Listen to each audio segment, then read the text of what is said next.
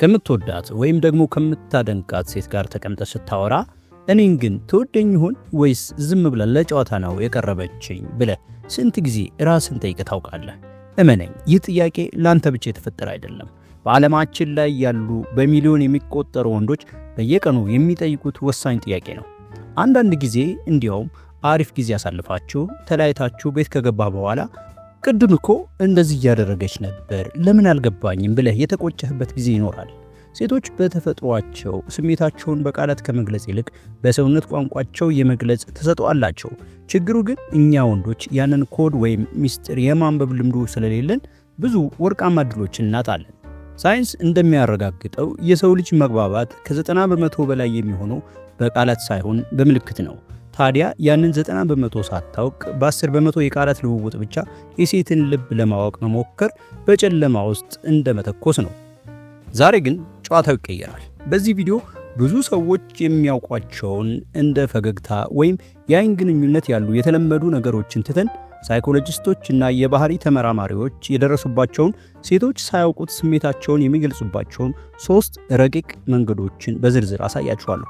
በተለይ 3ኛው ነጥብ ላይ የምነግርህ ነገር ምናልባት ብዙ ጊዜ አይተኸው ግን ትርጉሙ አልገባህ ይሆናል።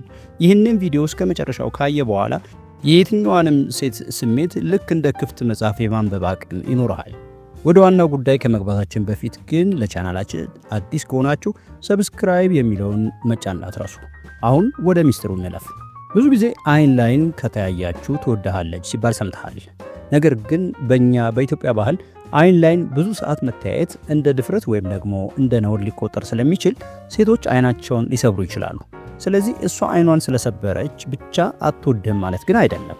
እንዲያውም ተቃራኒው ሊሆን ይችላል። ግን ይበልጥ ሳይንሳዊ በሆነ መንገድ ስናየው ዋናው ጨዋታ ያለው የአይን ብሌን ላይ ነው።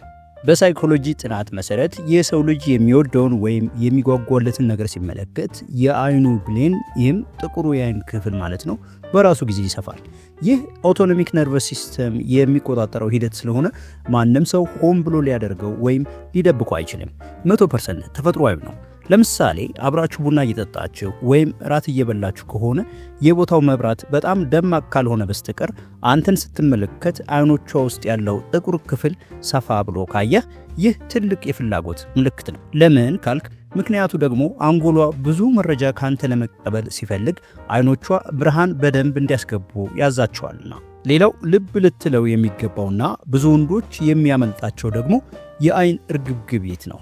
አንድ ሰው ከተመቸው ሰው ጋር ሲሆን የልብ ምቱ በትንሹ ይጨምራል። ይህ ደግሞ የአይን እርግብግቢት እንዲጨምር ያደርጋል።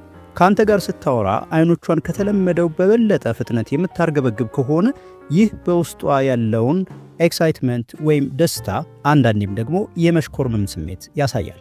ነገር ግን እዚህ ጋር አንድ ቆንጆ ፍንጭ ልስጥህ። የኢትዮጵያ ሴቶች በተለይ በጣም የሚወዱት ወንድ ጋር ሲሆኑ ቀጥታ አይን ውስጥ ከማየት ይልቅ የፊት ቅኝት ያደርጋሉ። ይህ ማለት ምን ማለት ነው? አይንህን ታያለች፣ ቀጥሎ ወደ አፍህ ትወርዳለች፣ መልሳ ወደ አይንህ ትሄዳለች። ይህ የ3 ማዕዘን ቅርጽ ያለው እይታ ወይም ትራያንጉላር ጌዝ በሳይኮሎጂ ኪሲንግ ጌዝ ተብሎ ይጠራል። ይህንን የምታደርገው ሳታስበው ነው።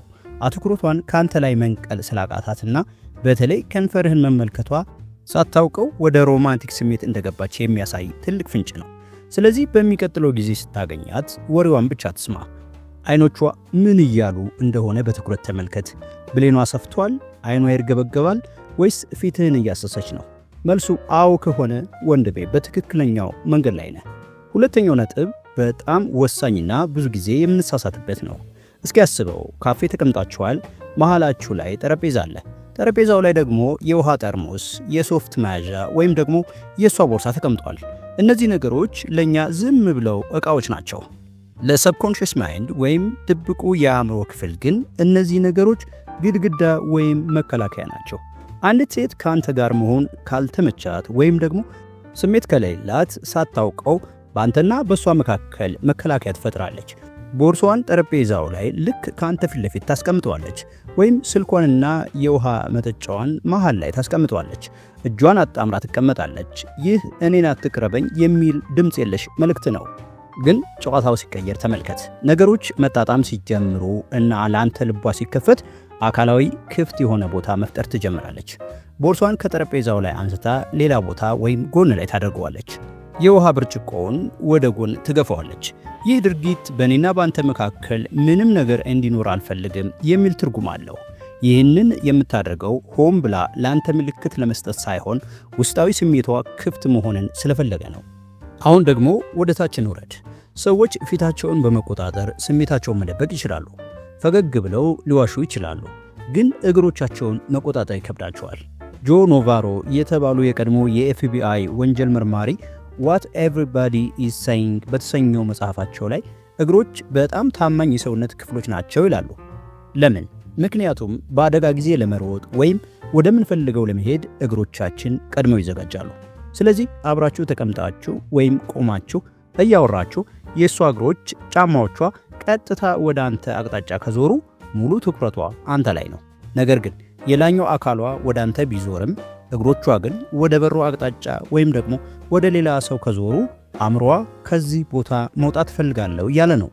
በጣም በተጨናነቀ ካፌ ወይም ታክሲ ተራ ስትሆኑ አካሏን ወደ አንተ ለማዞር የምታደርገው ጥረት ወይም እግሮቿን አጣምራ ጉልበቷ ወደ አንተ አቅጣጫ ካመለከቱ ይህ በጣም ጠንካራ የፍላጎት ምልክት ነው።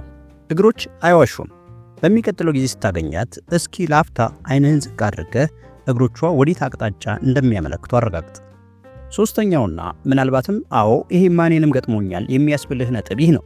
እስኪ ያስተውል። በጣም ከምትወደው ጓደኛ ጋር ስታወራ ሳታስበው እሱ ሲስቅ ትስቃለህ፣ እሱ ሲጠጣ ትጠጣለህ። አንዲት ሴት ስሜቷ ሲነሳሳ እና ካንተ ጋር ጥልቅ ግንኙነት ሲሰማት ሳታውቀው ያንተን እንቅስቃሴ መቅዳት ትጀምራለች።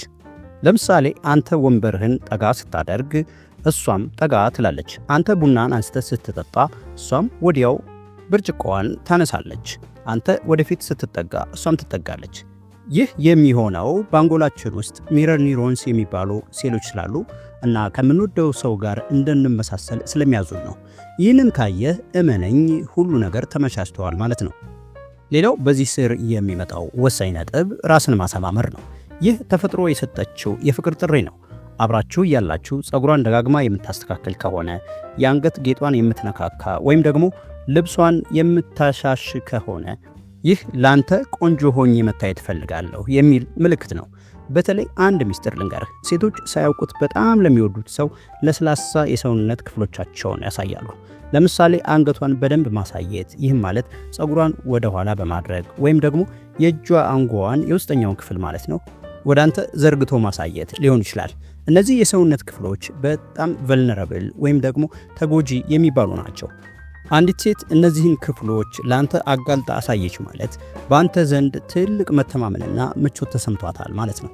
በተለይ በእኛ ሀገር ሴቶች ሲያፍሩ ወይም ሲደሰቱ እጃቸውን በአፋቸው ላይ የመጫን ወይም እየሳቁ ጭንቅላታቸውን ወደ ኋላ የማለት ልማድ አላቸው። እነዚህ ሁሉ አያም ኮምፎርታብል ዊዝ ዩ ወይም ከአንተ ጋር ተመችቶኛል የሚሉ ኮዶች ናቸው።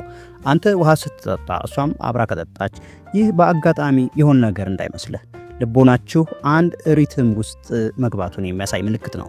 እንግዲህ ወንዶች የሴትን ልብ ለማወቅ ጠንቋይ መሆን አያስፈልግም። የሚያስፈልገው አይኖቿን፣ እጆቿንና እግሮቿን በደንብ ማስተዋል ነው። የመጀመሪያው አይኗ ውስጥ ያለውን ብሌንና እይታዋን ማስተዋል ነው። ሁለተኛው በመካከላችሁ ግድግዳ ፈጠረች ወይስ ዕቃዎቿን አራቀች፣ እግሯስ ወዴት ዞረዋል ብለህ መጠየቅ ነው። ሶስተኛው እንቅስቃሴህን እየደገመች ነው፣ ጸጉሯን እያስተካከለች ነው የሚለውን በደንብ ማረጋገጥ ነው። እነዚህን ሶስት ነገሮች አንድ ላይ ካገኘህ እንኳን ደስ አለህ፣ ሁኔታዎች አረንጓዴ መብራት ላይ ናቸው። አሁን አንድ ጥያቄ ልጠይቅህ። ከነዚህ ምልክቶች ውስጥ አንተ በህይወት ያጋጠመ የትኛው ነው? ወይስ እስካሁን ሳላስተውለው አልፌዋለሁ ብለህ የምትቆጨው ነገር አለ? እስኪ በኮሜንት ላይ አሳውቀኝ። ለሌሎችም ትምህርት ይሆናል። ይህ ቪዲዮ እንደጠቀማችሁ እርግጠኛ ነኝ። እንደዚህ አይነት ህይወትን ቀላል የሚያደርጉና ሳይንሳዊ ምክሮችን ለማግኘት ላይክ ማድረግና ለጓደኞቻችሁም ሼር ማድረግ እንዳትረሱ። በቀጣይ በሌላ ቪዲዮ እስከምንገናኝ ሰላም።